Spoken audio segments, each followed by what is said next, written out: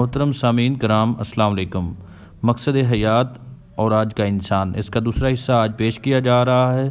تو آپ سے گزارش ہے کہ ویڈیو کی طرف جانے سے پہلے آپ ہمارے اس چینل کو سبسکرائب کر دیں اور بیل آئیکن پر کلک کر دیں۔ آپ کا بہت شکریہ۔ تو آئیے چلتے ہیں ویڈیو کی جانب۔ مہنگے سے مہنگا کپڑا لیجئے، کسی اچھے برانڈ کا کپڑا لے کر بہترین درزی سے سلوا کر زیب تن کیجئے۔ حضرات 1 سال 2 سال 5 سال 10 سال آخر کار یہ کپڑا بوسیدہ ہو جائے گا، بوسیدہ ہو کر کے اس کو روڑی پر پھینک دیا جائے گا۔ یہ اختتام ہے چیزوں کا۔ اللہ حاضر قیاس، ہر چیز کا یہی اختتام ہے۔ حضرات وہ کھنڈرات پاکستان میں بھی مختلف جگہوں پر ایسی عمارتیں موجود ہیں جو کئی سال پرانی ہیں، کئی صدیاں پرانی ہیں، کبھی آباد تھی، وہاں پہ مکین بسا کرتے تھے۔ آج ان جگہوں پر، ان محلات پر کتے پیشاب کرتے ہیں، کوڑے کا ڈھیر بن چکا۔ اسی لیے اللہ کے نبی نے فرمایا تھا جس نے دنیا دیکھنی ہو پورے ساز و سامان کے ساتھ، وہ کوڑے کے ڈھیر کو دیکھ لے۔ تو حضرات انسان بھی کوڑا ہے، ہاں انسان مہذب کوڑا ہے۔ اسی لیے جب انسان مر جاتا ہے، اس کی روح اس کے جسم سے نکل جاتی ہے، اب اس کے گھر والے اس کوڑے کو بڑے اچھے طریقے کے ساتھ نہلا دہلا کر کفن پہناتے ہیں۔ کفن پہنانے کے بعد اس کا جنازہ پڑھا جاتا ہے، اور جنازہ پڑھنے کے بعد بڑے احسن طریقے سے مٹی کے سپرد کر دیا جاتا ہے۔ حضرات یہ مہذب کوڑا جو انسان ہے، اس کا بھی انجام وہی ہے جو کھانے کا انجام ہے، جو کپڑے کا انجام ہے، جو ہمارے گھروں کا، ہمارے محلات کا جو انجام ہونے والا ہے، وہی انجام اس انسان کا ہونے والا ہے۔ تو حضرات دنیا آخرت کے مقابلے میں کوڑا ہے۔ دنیا آخرت کے مقابلے میں دنیا کی نعمتیں، دنیا کی آسائشیں، دنیا میں اللہ رب العزت نے جو کچھ پیدا کیا ہے، آخرت کے مقابلے میں کوڑا ہے۔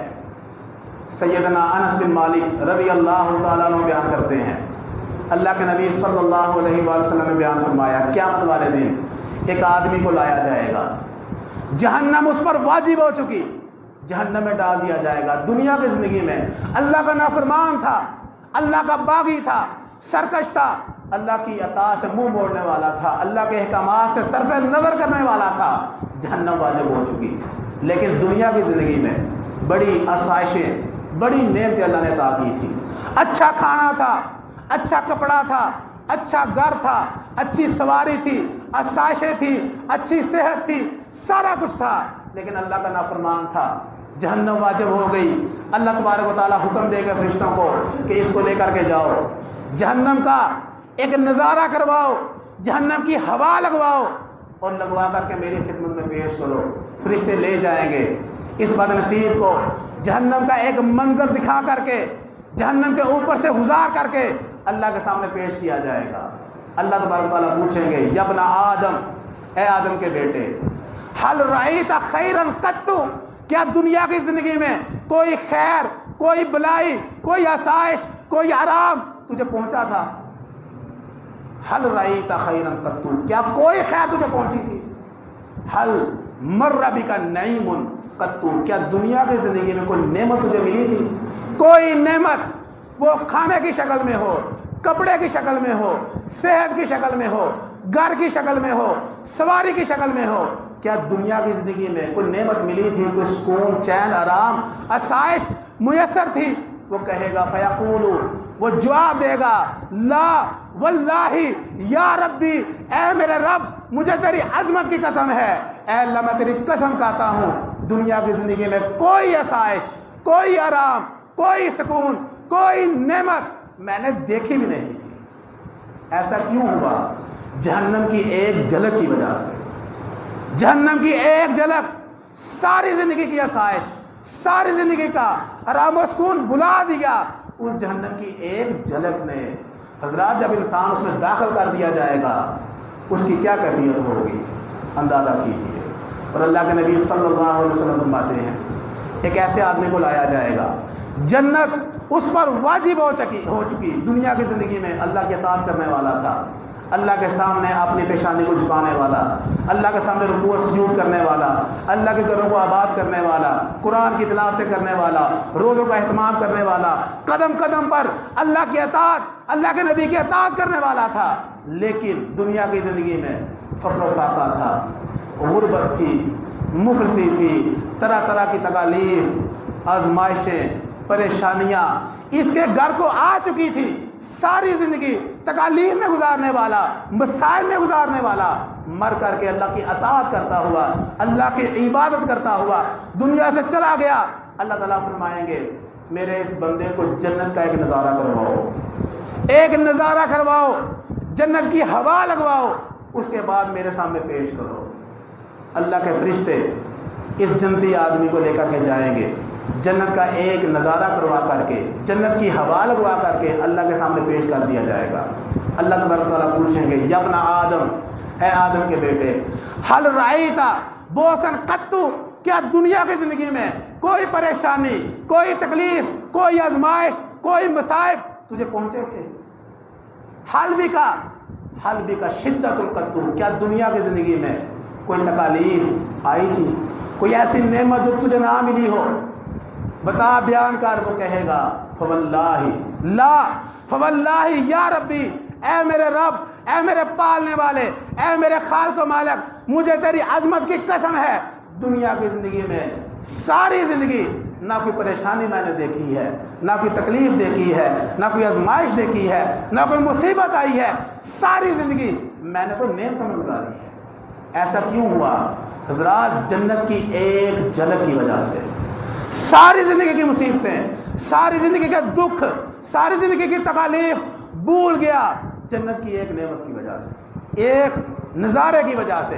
اور حضرات، اس آدمی کو جب جنت میں داخل کر دیا جائے گا، اللہ کی جنت کی نعمتوں سے محظوظ ہوگا، اس کی کیا کیفیت ہوگی؟ دنیا بھول جائے گی۔ تو حضرات، جنت کی نعمتیں ان کے مقابلے میں دنیا کی نعمتیں پورا ہیں۔ اللہ رب العزت فرماتے ہیں جنت میں نے ایسی ایسی نعمتیں اپنے بندوں کے لیے تیار کی ہیں کہ ان نعمتوں کے بارے میں نہ کسی آنکھ نے دیکھا ہے، نہ کسی کان نے سنا ہے، نہ کوئی دل ان نعمتوں کے بارے میں تصور کر سکتا ہے۔ اتنی عظیم و شان نعمتیں اللہ تبارک و تعالیٰ نے اپنے بندوں کے لیے جنت میں تیار کی ہیں۔ حضرات، اس زندگی کے لیے تیاری کی جائے، اپنا ہم اور غم آخرت کو بنایا جائے۔ اور حضرات، آئیے اس بات پر بھی غور کیجئے، ہمیں اس چیز کا ادراک کیوں نہیں ہوتا، اس حقیقت کا یقین کیوں نہیں آتا کہ مرنے کے بعد زندگی ہے، مرنے کے بعد ایسی جنت ہے جس میں ایسی نعمتیں ہیں کہ ان نعمتوں جیسی کوئی نعمت اللہ نے پیدا نہیں کی۔ یہ یقین ہمارے دلوں میں کیوں نہیں آ رہا؟ اگر یہ یقین آ جائے، ہماری زندگی بدل جائے۔ اللہ رب العزت نے انسان کے نفس میں یہ نشانیاں رکھی ہیں، اگر انسان غور و فکر کرے تو انسان اس چیز کو سمجھ سکتا ہے، اس حقیقت سے پردہ اٹھ سکتا ہے، اور انسان اس نتیجے پر پہنچ سکتا ہے کہ مرنے کے بعد اللہ تعالیٰ نے ضرور ایسی ایک دنیا آباد کی ہے، ایسا جہان آباد کیا ہے جس میں اللہ نے ایسی نعمتیں تیار کی ہیں جن کو کبھی زوال نہیں ہے۔ حضرات، آئیے انسان کے نفس سے دو مثالیں آپ کے سامنے عرض کرتا ہوں تاکہ اس چیز کو سمجھنے میں مدد ملے کہ انسان جس زندگی سے گزر رہا ہوتا ہے اس کے لیے وہی سارا کچھ ہوتا ہے۔ حضرات، بچہ جب ماں کے پیٹ میں ہوتا ہے، ماں کے پیٹ میں بچہ، اب اگر اس بچے کو شعور دے دیا جائے اور اس بچے سے پوچھا جائے کہ تو کس طرح کے جہان میں آباد ہے، یہ بچہ یقیناً یہ جواب دے گا کہ یہ جہان میرے لیے یہی سارا کچھ ہے۔ اور اس کو اگر بتایا جائے کہ ان قریب جس دنیا میں تو آنے والا ہے، یہ دنیا بہت بڑی ہے، اس میں بہت بڑی نعمتیں ہیں، اللہ کی طرح طرح کی نعمتیں ہیں، اس کو یقین نہیں آئے گا۔ وجہ اور سبب کیا ہے؟ دنیا اس نے دیکھی نہیں، دنیا نہیں دیکھی۔ جب دنیا میں آ جاتا ہے اور جب جوان ہو جاتا ہے، پھر اس کو احساس ہوتا ہے کہ ماں کا پیٹ بڑی محدود جگہ تھی، دنیا بہت بڑی ہے، بڑی محدود جگہ تھی، دنیا بہت بڑی ہے، اور ماں کے پیٹ میں جو خوراک مجھے ملتی تھی خون کی شکل میں جو خوراک ملتی تھی وہ ایسی چیز تھی کہ جوان ہو کر اس کے تصور سے بھی انسان کو گن آتی ہے۔ نعمت سمجھنا دور کی بات، دنیا کی نعمتوں کو دیکھ کر، دنیا کے نعمتوں سے محظوظ ہو کر انسان کو وہ چیز حقیر محسوس ہوتی ہے۔ حضرات، وجہ اور سبب کیا ہے؟ بچہ ماں کے پیٹ میں اس چیز کو سمجھنے سے قاصر ہے کہ ان قریب میں کیسی دنیا میں جانے والا ہوں، اسی طرح جب بچہ دنیا میں آ جاتا ہے، اب ماں کا دودھ پیتا ہے، اس دودھ کے لیے روتا ہے، تڑپتا ہے، بلکتا ہے، دودھ نہ ملے بچے کو سکون نہیں آتا. کیوں؟ اس کے لیے دنیا کی سب سے بڑی نعمت ماں کا دودھ ہے. جیسے ہی ملتا ہے سکون آ جاتا ہے. حضرات، اس بچے کو اگر اللہ شعور عطا فرما دے، اس بچے سے سوال کیا جائے کہ دنیا میں تو بہت اللہ تعالیٰ نے بڑی بڑی نعمتیں پیدا کی ہیں، ماں کا دودھ تو کچھ بھی نہیں، اس کو یقین نہیں آئے گا. کیوں؟ کیونکہ اس نے ان نعمتوں کبھی دیکھا نہیں، ان نعمتوں سے محظوظ نہیں ہوا. ہاں، جب بڑا ہو جائے گا، جوان ہو جائے گا، کھائے گا، پیے گا، دنیا کی سیر کرے گا، دنیا میں اللہ کی نعمت بنائی ہوئی دیکھے گا، پھر اس کو یقین آئے گا کہ ماں کا دودھ بڑی حقیر چیز تھی. اللہ تعالیٰ نے تو کمال کر دیا، ایسی ایسی اللہ نعمتیں تیار کی ہیں جو ماں کے دودھ سے کہیں زیادہ بڑھ کر کے ہیں. حضرات، وجہ اور سبب کیا ہے کہ وہ نعمتیں، وہ چیزیں اس سے دور ہیں. اور آخرت دور کو کہا جاتا ہے، دنیا قریب کو کہا جاتا ہے، آخرت دور والی چیز کو کہا جاتا ہے. دنیا کی زندگی میں ہم ایسے ہی ہیں جیسے ماں کے پیٹ میں ہوتا ہے بچہ. ہمیں سارا کچھ دنیا محسوس ہوتی ہے، ہمیں یہی لگتا ہے دنیا ہی سارا کچھ ہے، دنیا کی نعمتیں ہی سارا کچھ ہے. لیکن وہ بنانے والا، اس جہاں کو بنانے والا، اس جہاں کو بنانے والا، جنت کو پیدا کرنے والا اللہ رب العزت بیان کرتا ہے کہ اس غلط فہمی سے باہر نکل آؤ. یہ جہان بڑا چھوٹا ہے، بڑا قلیل ہے، اس کی نعمتیں بڑی حقیر ہیں.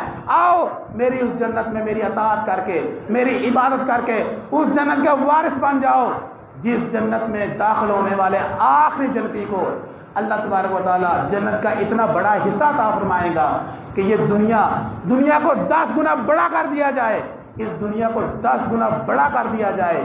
اتنی جنت ملے گی اس آخری جنتی کو جو اللہ کی جنت کا وارث بنے گا. حضرات، ہم نے سارا کچھ اس دنیا کو سمجھ لیا اور یہ بہت بڑی غلط فہمی اور شیطان کا دھوکہ ہے.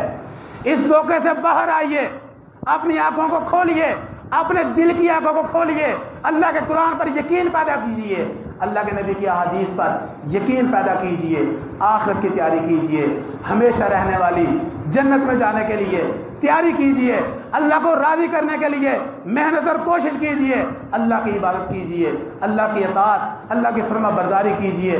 اللہ تبارک و تعالیٰ نے جن چیزوں سے منع کیا ہے ان منکرات سے، ان منہیات سے اپنے دامن کو بچائیے تاکہ آپ یہاں سے بچ کر کے اس ہمیشہ رہنے والی جنت کے وارث اور مالک بن سکے. اور حضرات، آخر پر اس چیز کو بھی ذہن نشین کر لیا جائے کہ دنیا کب مذموم ہے، دنیا کا مال کس صورت میں مذموم ہے. تو یاد رکھیے 4 صورتیں ہیں، 4 صورتیں. اگر ان 4 صورتوں میں سے ایک صورت بھی پائی جائے تو دنیا کے لیے کوشش اور محنت کرنا مذموم ہے. ورنہ دنیا کے لیے کوشش کرنا، رزق کے لیے کوشش کرنا، یہ بھی اللہ کی عبادت ہے. آئیے وہ 4 چیزیں کون سی ہیں. سب سے پہلی چیز، اگر دنیا کی جدوجہد، دنیا کی تغدو، دنیا کا مال، دنیا کی زندگی انسان کو آخرت پر عزیز ہو جائے، انسان دنیا کی زندگی کو آخرت پر ترجیح دینا شروع کر دے، اس حال میں دنیا کے لیے محنت کرنا، دنیا کے لیے کوشش کرنا، دنیا کے لیے مال کمانا وہ مذموم ہے. اس کے لیے وبال بنے گا، اللہ کی جہنم کا یہ ایندھن بنا دیا جائے گا. کیوں؟ اس نے دنیا کو ترجیح دی، اللہ سے منہ موڑ لیا، اللہ کے دین سے منہ موڑ لیا. اس صورت میں دنیا کے لیے کوشش کرنا مذموم ہے. حضرات، دوسری بات، انسان دنیا کمانے کے لیے اگر حلال حرام کی تمیز ختم کر دے، ایسی محنت کرنا بھی اللہ کے ہاں مذموم ہے. حلال کے دائرے میں رہتے ہوئے حلال طریقے سے حلال مال کمایا جائے، اللہ کے ہاں یہ چیز محمود ہے. اللہ تعالیٰ اس کی ستائش کرتے ہیں، تعریف کرتے ہیں.